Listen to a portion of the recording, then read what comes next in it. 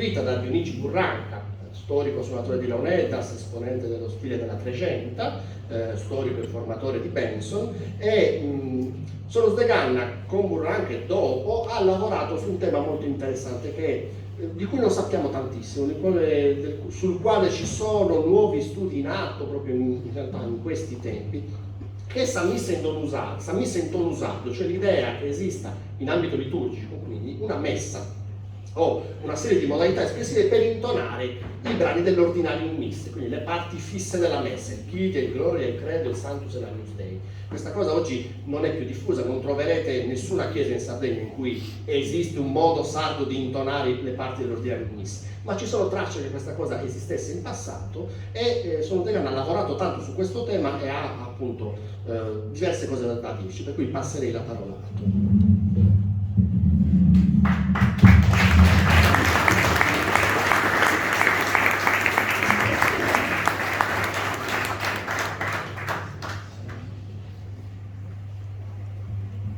Sì, buonasera a tutti, benvenuti. Io cercherò di essere schematico e breve, speriamo. Dovrebbero scorrere delle slide, così ci aiutano a un po' capire questo ulteriore argomento. Ma missa in tono sardo, in realtà sudono in sardo si intende l'andamento melodico alla fin fine. Quello vuol dire, insomma, chi dice sudono vuol dire quello, vuol dire proprio una melodia sarda. Questa pratica è rimasta in vita in Sardegna almeno sino al Concilio Vaticano II. In certi paesi è scomparsa sicuramente prima, però sino a quando nelle chiese si usava il latino queste pratiche erano in uso. Ovviamente non si cantava solo questo tono sardo, si cantava la famosa Messa De Angelis, si cantavano la messa nauletana, le messe di vari autori, eccetera, eccetera. Però in molti paesi della Sardegna è esistito anche questo modo di cantare la messa, che molto spesso veniva accompagnata anche dalle launedas. Quindi io partirei proprio con le attestazioni del San Missa in tono sardo, che suddividerei in due parti, diciamo. La prima parte sono quelle che per noi sono di tradizione orale, che però comunque hanno lo stesso un valore documentale, perché di fatto sono, in qualche modo le abbiamo raccolte, e partiamo dal nostro maestro. Allora, praticamente nel 1926, come vedete, Dionigi Burranca, tredicenne, stipula il primo contratto annuale con Sazirachia di Villa Greca. Per contratto, oltre ai balli e alle processioni, doveva accompagnare la messa con le launedas. Quindi lui praticamente iniziò prestissimo ad approcciarsi a questo repertorio, perché appunto in certi paesi per contratto il suonatore doveva eseguire anche quello, doveva accompagnare la messa. Poi Francesco Vacca, che è suonatore di Cagliari, nato nel 1867 e morto nel 1953, abbiamo saputo da uno dei figli che accompagnava la messa con le launedas assieme all'organista a Cagliari, nella chiesa di Santa Lucia, che è stata poi distrutta dai bombardamenti nel 1943. A seguire Giovanni Cubiredu, un grande suonatore di Sinai. Lo stesso a Sinai interveniva spesso per accompagnare con le launedas diversi momenti delle celebrazioni religiose e anche i canti della messa. Proseguiamo. Salvatore Lecis, che era uno dei suonatori di San Luri, vedete, nato nel 1870, morto nel 1939, sino agli anni 30 del Novecento a San Luri accompagnava con le launedas San Missa cantata, in tono sardo, eseguita dai cantori Cicci Tuspiga, Alicu Masala e Peppino Cirronis, poi ne parleremo più a fondo, perché è il cantore superstite che ha permesso a noi poi proprio di poter rieseguire questa melodia, perché Peppino Cirronis si incontrò con Dionigi Burranca e fecero una registrazione, poi la sentiremo. Poi proseguiamo con Efisio Cadoni. Efisio Cadoni era un suonatore di Ussa che verso gli anni 30 si è trasferito a Pisa, infatti è morto a Pisa nel 1968. Ecco, Efisio Cardoni conosceva l'accompagnamento alla messa, che probabilmente fece in tempo appunto a praticare sia a Ussara da giovane che a Pirri, dove si trasferì negli anni 30. Ecco, un breve estratto della messa eseguita da Cardoni venne registrato proprio da Benson nel 1958 e se lo ascoltiamo, insomma, è significativo. Purtroppo Benson non fece... B5, Messa, Fiorassio, Efisio Cardoni.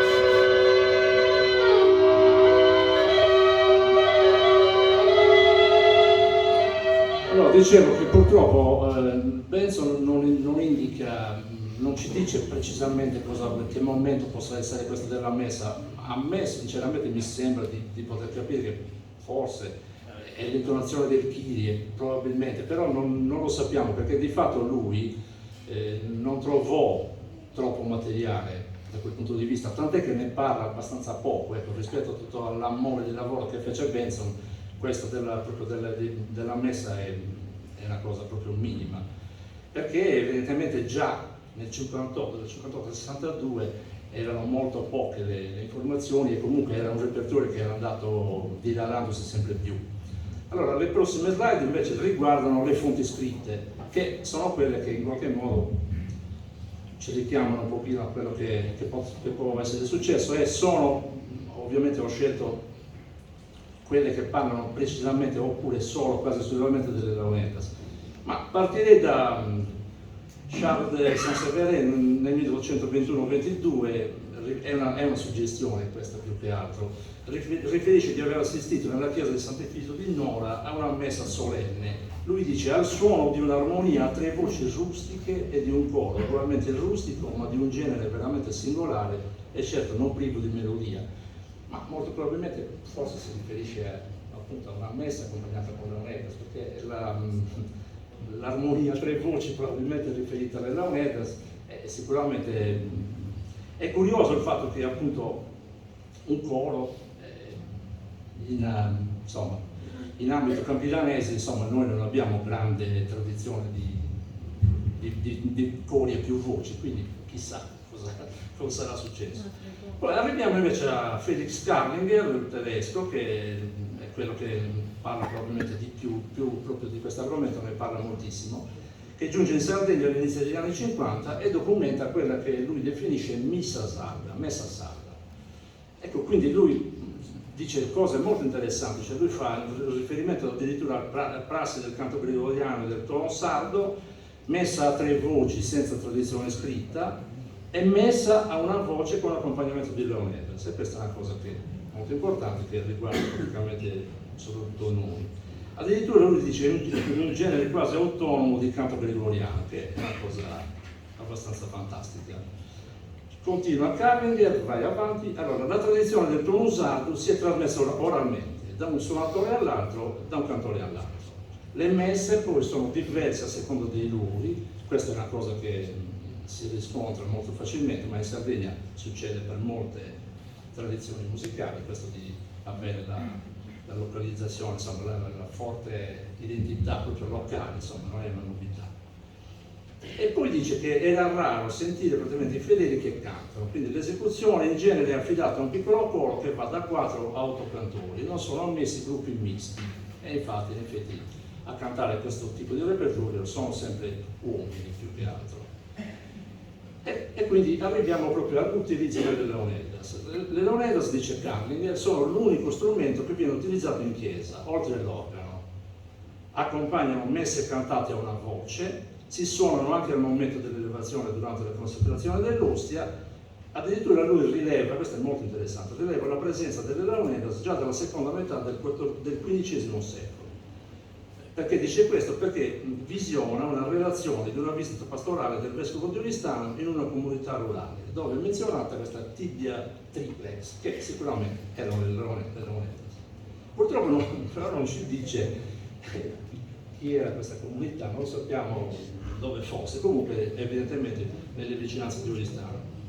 Poi le Leonidas sono maggiormente presenti nei santuari campestri, data l'assenza di organi in tali chiese, ma anche dove c'è l'organo, esso si adatta all'accompagnamento delle Leonidas, e questa è un'altra cosa, lo stesso interessante. Andiamo avanti, veloci. Le Leonidas non accompagnano solo San Missa sarda, ma insieme al coro intervengono nei responsori e talvolta accompagnano il celebrante. Lui addirittura registrò un singolare Vangelo cantato dal prete con l'accompagnamento di Leonidas. Quindi vedete, le Leonidas proprio sono sempre presenti. A questo punto facciamo un riassuntino. Carlinger ribadisce quindi che la missa sarda presenta due forme principali: per voce sola con accompagnamento di Leonidas e talvolta anche di altri strumenti, io dico soprattutto armonium, organo. È successo che anche la fisarmonica qualche volta abbia accompagnato la messa. Io per esempio ho un esempio vicino al mio paese, io sono di San Mazzaia, a Nuraminis, il suonatore locale, zio Alessandro Marau, accompagnava la messa con la fisarmonica, è successo anche questo. Oppure cantata da voci maschili in un numero compreso tra i 2 e i 4 coristi. Ecco, poi lui aggiunge questa cosa interessantissima, che ad Augustis praticamente lui vide un piccolo coro che con un suonatore di Leonidas cantavano la messa a 3 voci. Ecco, quindi anche qui. Però sono tutte cose che praticamente non si sono conservate e purtroppo non abbiamo grandi documenti. Arriviamo alla nostra esperienza, quindi San Missa in Tolosato di San Ludi. Non è altro che, allora, praticamente è successo questo: nel 1976 ad Ortacesus, a cura di Ireneo Matta, che non finiremo mai di ringraziare. Ireneo Matta è un abile costruttore di Leonidas, è stato socio fondatore della nostra associazione. In quell'anno lui praticamente fece la registrazione dei 5 brani dell'ordinario Misse, quindi Kyrie, Gloria, Credo, Santo Agnus Dei, con la voce di Peppino Cirronese, che è quel signore sulla destra, e di Dionisio Burranca che accompagnava le Leonidas. Adesso velocemente, secondo me è doveroso che bisogna dire qualcosa in più probabilmente su Zio Peppino, perché è grazie a lui che questo repertorio in qualche modo noi abbiamo potuto continuare. Peppino Cirronis praticamente era nato a San Luri nel 1919 ed è morto a Cagliari nel 1987. In vita svolse l'attività di collocatore comunale, ma fece parte sin da giovanissimo di un ristretto gruppo di cantori specializzati che cantavano questa messa accompagnati con le Leonidas, dal suonatore locale Salvatore Regis. I componenti di questa scuola cantorum, formata da non più di 4 o 5 cantori, tra i quali appunto abbiamo ricordato Cicito Spiga e Chium Masara, non erano membri della confraternita. Cantavano la messa nelle solennità liturgiche, Natale, Pasqua, feste dei santi, insomma nelle solennità più importanti, oppure per altre rare ricorrenze. Cirronis è stato anche un profondo conoscitore e interprete di tutto il repertorio sacro e profano del suo paese, tanto che registrò insieme a Burranca, oltre alla messa, altri brani religiosi come i Cocius, ma anche profani come Mutetus e Canzonis. Fu tra l'altro uno dei componenti del gruppo polifonico folcloristico di San Luri, che alla fine degli anni 70 fu il primo sodalizio a riproporre i 5 brani della messa cantata. A partire dalla fine degli anni 80, i brani di questa messa entrano a far parte del repertorio dell'associazione Sonos de Gana, che li ha frequentemente riproposti durante i suoi concerti, accompagnato da Sergio Regis e Antonello Viale alle Leonidas e Andrea Cocco all'armonium o organo.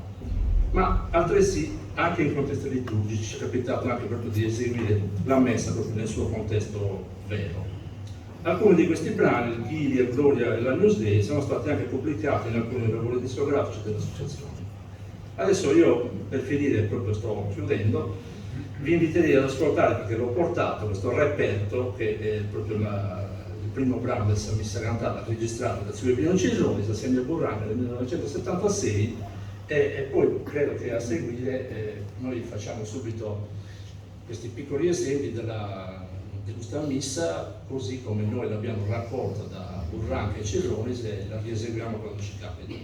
Ascoltate questo brano e prestate attenzione a quello che dice Silvio Pino, perché all'inizio lui fa una sorta di presentazione. Era un personaggio molto simpatico Silvio Pino, era veramente una persona squisita, e quindi insomma lo ricordiamo con piacere, con un po' di emozione anche.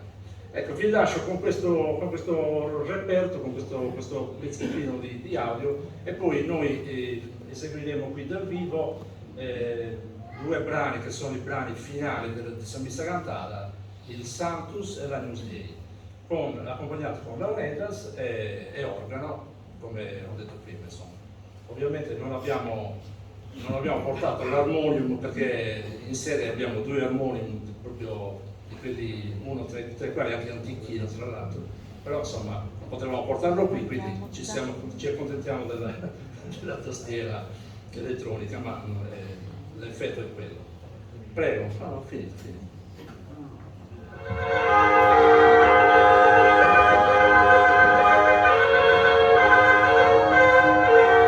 apprestiamo a registrare la messa cantata nelle chiese di Viale di San Luigi fino a circa 30 anni fa.